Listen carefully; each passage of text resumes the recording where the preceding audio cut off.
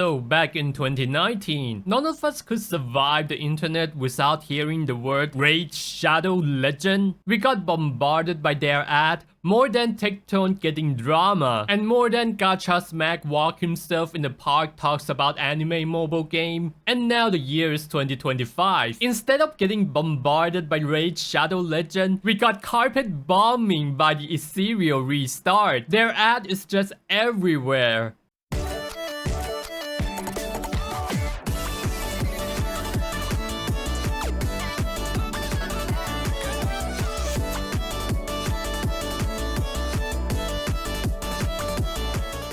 If you don't know what it is, Etheria Restart is a PvP-enabled anime gacha game that released in early June 2025. A lot of big name in the gacha community took the sponsorship and probably glazed the game more than they should. I'm not gonna drop the name, but it's majority of them, except Braxophone. He basically made this video, basically calling out on other content creators that the game isn't as good as they claimed it after spending 30 hours into it. And no, it's not like he doesn't get the chance to sponsor the game. He did get the sponsorship and turns down the opportunity because he doesn't quite enjoy it after he played it for a while. And he also responds to the pushback, even though his like-dislike ratio is actually strong, 8.2k to 549. But I don't think people are clicking like out of a good review. They are clicking like out of getting bombarded by the ad, and of course getting tired of content creators glazing the game more than they should. And of course, I think the review in itself is good and is at least honest. And oh boy, I think he's gonna lose a lot of friends after making this video, and he's probably doing it knowingly. I don't think he's exactly the best candidate to do the review of the game because he's a dedicated PVE gacha game content creator and not a PvP gacha game content creator. And the reason why pointing this out is very important because playing PvE and playing PvP would have a totally different mindset. And yeah, let's get into the differences between PvE and PvP. So basically, PvP gacha game is definitely gonna be more egregious than the PvE one,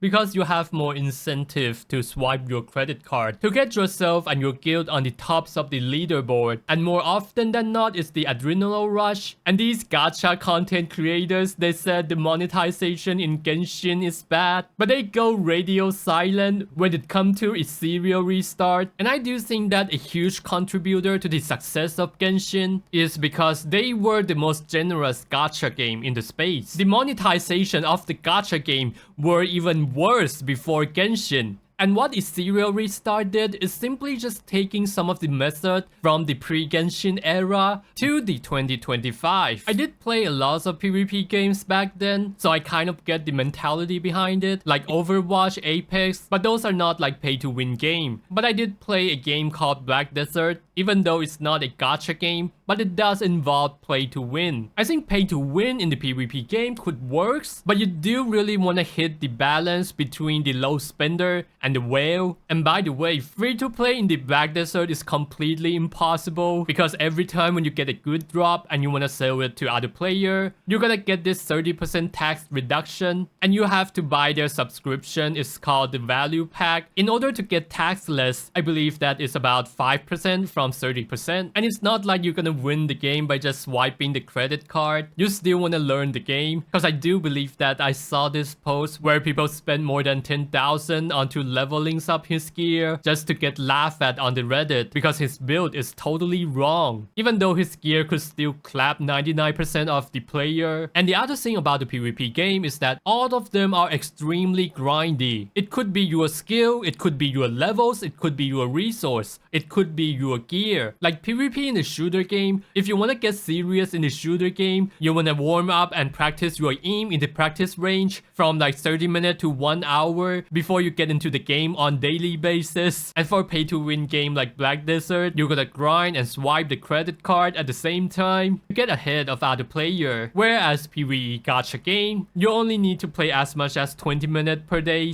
to get the progress going without even competing with anyone. So the ballparks and the mindset are totally different. They're not comparable. People are chasing totally different things on the PVE Gacha game and the PvP game. So now we get PvP and PvE games out of the way. Now let's get into the Braxophone's video. And by the way, do PvP gacha game, the genre in itself is problematic? No, I don't think so, because it was invented over 30 years ago. And the name is Magic and Gathering, Yu-Gi-Oh! Pokemon! I mean, like, even Logan Paul's got this $5 million card, and I know that there's a lot of card that worth more than $1,000. There's no way that you could convince me that it's not paid to win. So throughout the videos, Braxophone has pointed out some of the indisputable flaws, so let's take a look at it. You download the first thing on the list, and why does this game look like it was made in 2012? Etheria Restart took everything that we felt good about in new mobile gaming and set us back 10 years. I mean, like, yeah, that's exactly how I feel about the game when I see the ad. The physics does feel clunky and some of the graphic doesn't look as nice. And it's not like this is their art direction. It just looks so unpolished even on the trailer. And it's almost unjustifiable as a turn-based game, since they don't have to worry about the hitbox and all the combat physics. And I think this is why Honkai Star Rail is supposed to go really hard on the ultimate animation. For a lot of people, gacha with PvP is a red flag, but for some, it's a green light straight into a casino. But the more I write this script and reflect on my time playing, the more I realize how up this game is. From poor game design to using AI art to save a buck. Genuinely, what the fuck is this? Yeah, so basically to save a couple bucks and not hire real artists, XD used generative AI to create their character splash arts. I guess they're just getting caught red-handed. Like, there's absolutely no excuse for them to use AI art here. I'm not totally against using AI as the inspiration, but when you try to put out the final products that people are gonna pay hundreds of dollars into it, it's definitely diabolical. And here is another analysis of it. Like, how do they think that they could get away with this? And I think even from a PR perspective, since they have spent so much money on the ad, there's absolutely no reason for them to save pennies by using AI art. It's almost like game dev doesn't understand how people got turned off with the AI art. This has to be one of the worst business decisions that I've ever seen, because the potential of the flashback of the AI art is just not worth it in today's climate. I would argue that they would lose more money over this than the money that they save. It's like you're trying to sell the authentic Italian spaghetti, but you decide to serve the customer with the microwave food. Some people may like it, but if people find out, nothing good is gonna follow. To Etheria REROLL. You're going to be here trying to get Lily for the next 4 days, because the difference between accounts that had cleared hide content by day 3 and the accounts that hadn't was that all of the ones who had cleared had Lily. I have also tried to fact check this, whether is this accurate or not, and I find this content creators that dedicated his channel on making the content about Etheria Restart, and this is what he said. People are still trying to come up with guides and strategy to go around Lily, but right now we do have a Lily problem in Etheria Restart. More like Lily Restart, or restart until you get fucking Lily in your box, or else your life will be very miserable. I saw on Discord discussion in the official server, there was a post about a guy who spent 600 euros and he is now behind the free-to-play player in his guild. Like, how crazy is that? That is absolutely insane. And he is pissed that the free-to-play player with Lily is now outpacing him because he didn't get Lily because he spent money but didn't get lucky, right? So yeah, the game seems to be unplayable without Lily, and not just Braxophone reroll for like 8 hours. We have also got the other content creators spending over 20 hours on rerolling Lily, because the advantage is just enormous. Big D! Big D! Lily! Lily! Lily! We win! Like, looking from the hindsight, maybe 8 hours of rerolling is considered lucky for Braxophone as compared to this guy, which is the content creators that I also respected, the Vulcan Gacha. You can check him out. You have to log in 3 times a day for 14 business days to use your stamina and not overcap. And in fact, by then, your characters probably still wouldn't even be maxed, because it takes so goddamn long to level them to max. Do you know like why gacha game in general in the earlier stage And back when gacha game was still bad, they wanna like keep player coming back to the game so that it works as a catalyst to reminding you to get back to the game. And design like this is definitely not being done with good faith. It would induce even more FOMO into your brain. And that is why gacha game is generally so addicted. Genshin also used to do that, but they have stopped doing this because now they have been facing even more competitors. Like FOMO isn't the only factors that would bring people back, and it took competitors for them to realize it. If you use premium currency, you can refill stamina up to 10 times a day though. And all of this is just on the quest to get to a high enough level to be able to farm the endgame gear so that way you can play the PvP. How long does it take to get to endgame farming and actually compete in PvP as a free-to-play player who's not wasting their premium currency? Drum roll, please. 30 to 60 days. Freaking hell, man. Yep, I guess Brack is definitely a Phase 39 fan.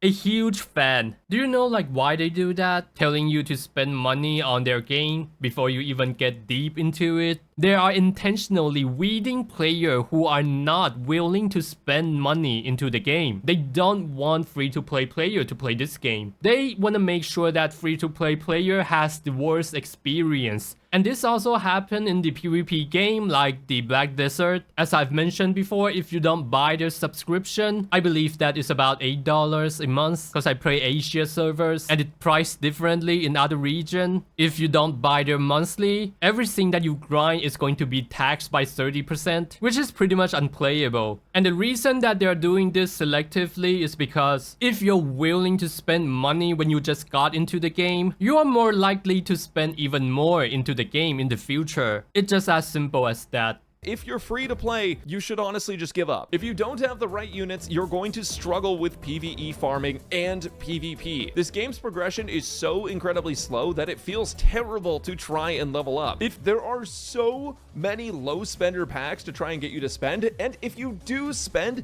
the advantages you get over free-to-play players is absolutely disgusting. From just having more SSRs to actually leveling them and progressing them further faster. Yeah, this is what I've been talking about. You want to give the chance for the free-to-play player to catch up in pretty much any pay-to-win game, because eventually this is gonna push more and more player out, and the player who spent the money would stay. But when the player count is not enough, then the money you spend to get good in the game wouldn't be valuable because people doesn't care that you are good at this game. My point is, when there are less player plays it, less people gonna care about you being good at the game. And that's why I find that Black Desert is really good at finding the sweet spot and the balance between pay to win and the free to play player. Not exactly free to play, but low spender. So as a PVE Gacha game content creators, and I had experience playing PvP games like Black Desert, and judging from this video, I do find that Etheria Restart seems to be exploitative, and I do think that to make a pay-to-win games to works, you wanna narrow the gap between free-to-play player and the pay-to-win player to the extent that both could enjoy the game. Or the game does feels like it's a typical gacha rock pools. But I think the good thing about the gacha game is that you could play it for a while and decided to whether spend or not. And yeah, that's pretty much all that I wanna say. And see ya guys.